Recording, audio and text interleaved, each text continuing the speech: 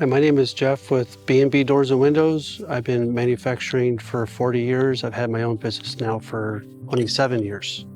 I'm Scott from Unvarnished.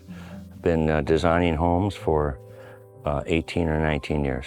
We do mini pivot doors, and it's all by architect or designer coming up with the size. Matching the proportion of the home was a big thing. And then being introduced into the FritsJurgens probably about 8 years ago, I've started using them. Getting introduced into that type of product and getting familiar with their size capacities and being able to build larger doors.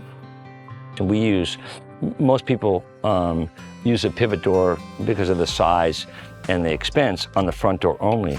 We have in this house 1, 2, 3, 4, 5, 6, 7 pivot doors just in this one home. This whole project, all the doors that we built in here are solid teak. I'll draw everything out and get everything to where they have sight lines of glass views of lining, figure all the sizes, and then I take it back to my facility and draw it all out in AutoCAD. We don't build doors. We build visions. One thing that Scott has is in all his houses he designs, he puts AC units where you have air in and air out in the room, so you don't need to have a gap. Everything I design on the inside will have a seal. So if somebody wants to slam a door, they can't slam the door and hear it bang. No fighting here. Yeah, you're not going to win with that one. It's a nice, quiet sound. The doors are very simple, but they're extremely complex.